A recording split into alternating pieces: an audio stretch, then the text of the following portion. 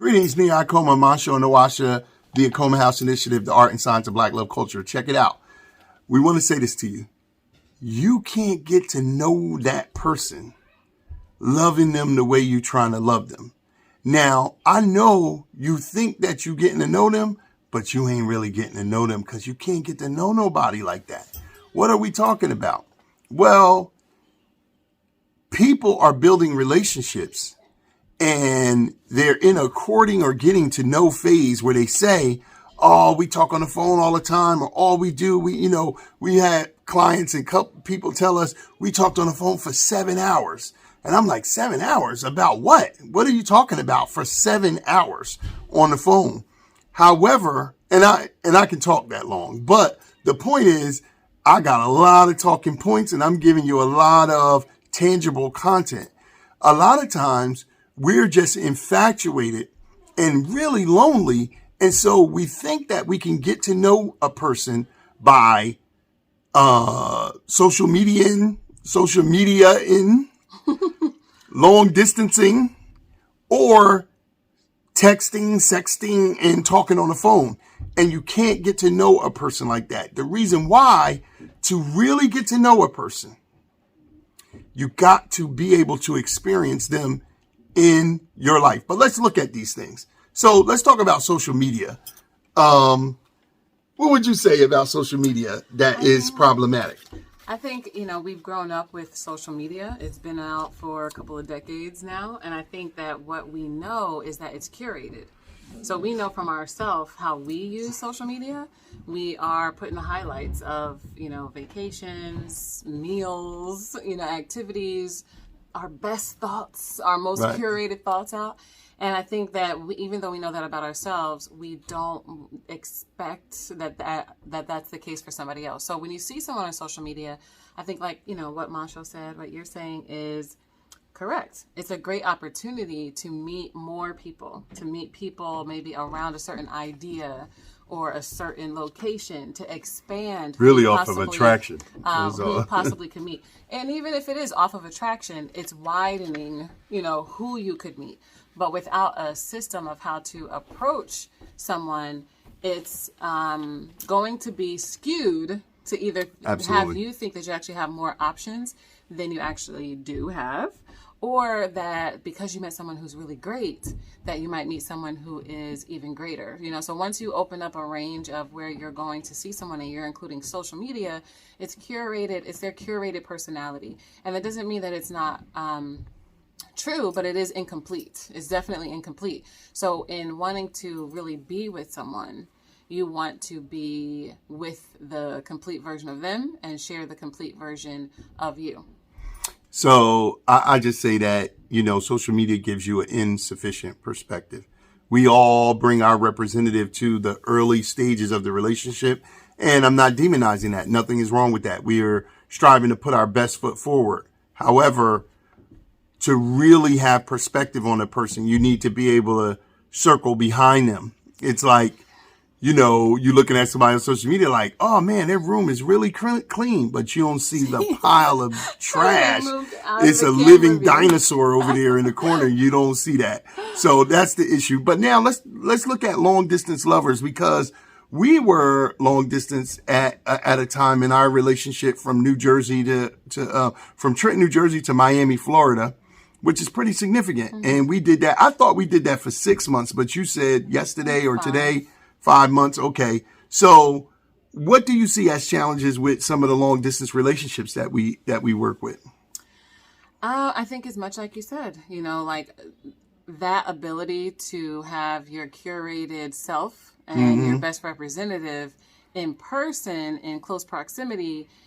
Once you go to a long distance relationship, you're able to do that much longer because you're not seeing the person with any frequency. And the plan to see a person also becomes very curated. So you can't go around and wrap around what they're saying and what they're doing, because when you meet, it's going to be, what are we going to do for this 1 week, 2 week? And sometimes it's not even that. Sometimes you're meeting for a day or a long weekend, just to reconnect. Especially, we've had some distance, as Masha was saying, states, just being on the East Coast of the United States, but sometimes people are dating internationally. Yeah, a lot of our clients to court internationally. So you might be in the Caribbean, you might be in Europe, you might be in Africa, you might be talking to somebody in New Jersey or in Miami. And so the plan to meet, it becomes, I think, a lot of fantasy. And it's a lot of seeing that representative and you also being on your representative and in a false environment where you have planned for the person to come and you've got basically an itinerary in order to connect. And it's just outside of the context of what's actually going to happen in the ins and outs of your relationship. So similarly, I think it's great to be able to widen the scope of who you could possibly be with in this time. So this is a time, it's 2023, when you're watching this video, I think this is a great time to be able to have the movement around the globe and to be able to connect around the globe.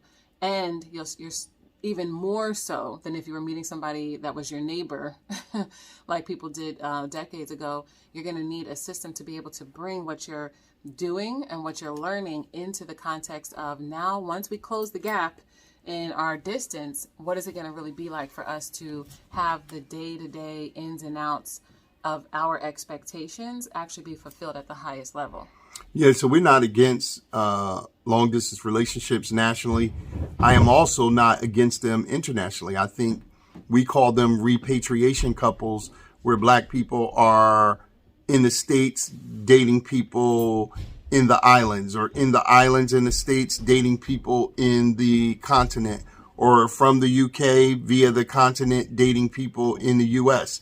I am not against those relationships. However, I say that if you start a long distance relationship, it can't stay a long distance relationship. The gap has to be closed, and it absolutely, Black women, cannot be this. You're dating a man from Africa or somewhere else, and after talking on the phone for 3 months, you profess your love for each other, and then he comes, moves with you. It can't be that. If he really wants you, he has to be able to show that he can get you either to him so that y'all can get dual citizenship and you could come back as, he can come back with you as your husband, or he can get here first. He can get to where you are first and then establish himself, even if it's with your help. I'm not financially, I'm not against that, but he can't just come and move with you, because what he's really been doing is mating with your location and not you. And so you got to make sure that that is not happening. And unfortunately, that's happening for a lot of people, because despite the global system of racism, white supremacy being the seat of it, being in America, the perception and the reality is the opportunities for Black people are greater here. We boast the greatest group of wealthy Black people on earth. This is the wealthiest group in the United States of Black people on earth. And so in this material realm, that wealth is a big motivator. However, a lot of our brothers and sisters throughout the diaspora have a culture and a spiritual purity that we have lost, being under the guise and under the whip of this system. It has killed our humanity. So we are a great mix of resources that are spiritual and resources that are material. We are not against long distance relationship, but you can't really know somebody because y'all been together 4 years and it's all been long distance. So it's absolutely out of context of the way you get to know a person through their family and community.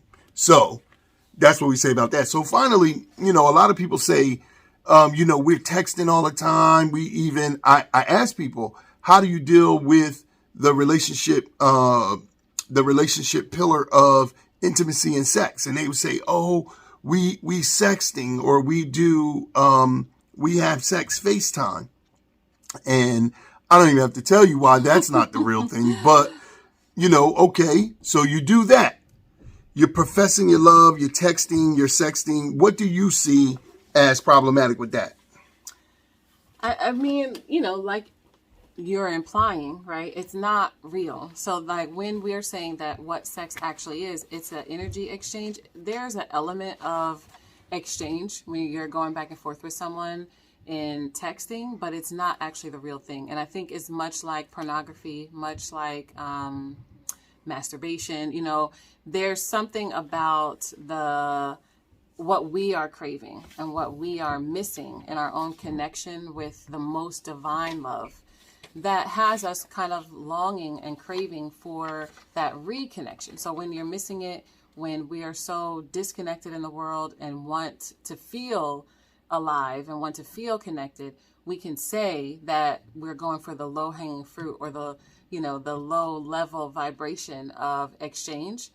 But it's not actually fulfilling. And it often doesn't live up to, it never lives up to the real thing, but often even in our own mind, it doesn't live up to anything that is sustainable.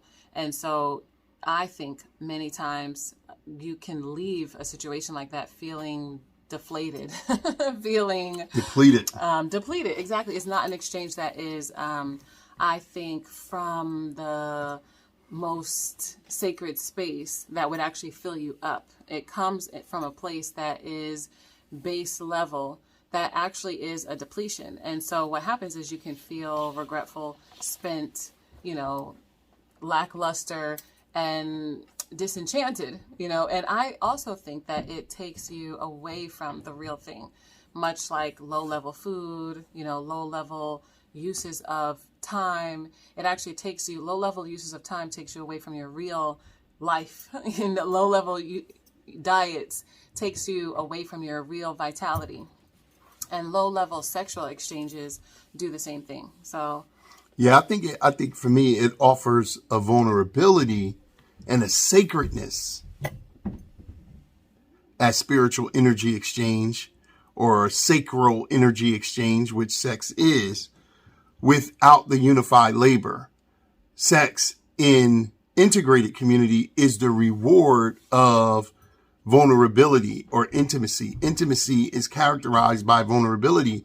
Vulnerability is working through something or working towards something. Mm-hmm. So without that, to just share that without having the first part, it actually, I believe, turns a lot of us out into a loop of being unfulfilled and chasing a greater and greater and greater high. So you're starting to do things in sexting that you actually don't even do in real sex, just to compensate for what's actually missing, which is the presence of your partner in the context of earning sacredness. Right. So it's very problematic. And that unified labor would come after a unified purpose. That's right. That's right.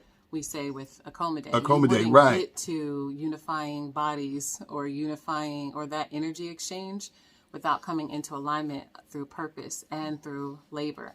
And I think that that's what happens in a natural culture. And what I'm saying is natural, indigenous, forward, life affirming. An indigenous culture would have you go through purpose and labor in order to connect, in order to recreate. The idea that we could skip those things and go to connection or even simulating and setting up, recreating without having purpose and unified labor, it is a fantasy. It's delusional. And, it's where we are in the world and in the culture because we are disconnected from what is right and what is the truth of how things actually go. Absolutely. So those are the things that we want to say here. And a simple remedy to this is having a community of like-minded people, even those who are international and may partake in repatriation relationships. And we have this in the Black Love School, the international community for Black singles and couples to find, keep, and grow the relationship of their wildest dreams using the art and science of Black love culture. We invite you to check it out because we have people from all over, and many of them, especially there's a group of brothers and sisters in the States who are in the Black Love School who only deal, or their greatest preference is to deal with people in the Caribbean islands, in the United Kingdom, or on the continent of Africa. And so it's a very interesting dynamic when we're there with people of all styles and preferences in terms of where they will get their mate from. So we're not against any of these things in context, But the message is you can't really get to know a person through any of these things. They are insufficient. They are out of context and they are out of order. So what we're doing with the Black Love School is putting things in the sufficient, building a relationship that satisfies the need of connection sufficiently, doing that in the proper context and with the correct order of development. So you build in love and you don't fall in love. So if you're interested in knowing what that's about, come check us out. Click the link and go to the Kings or Queens membership and join the best international community around the art and science of Black love culture that the world is offering right now. Until we see you there, as always, we greet you with the universal words of Black love culture and say, Nyakoma. Hotep.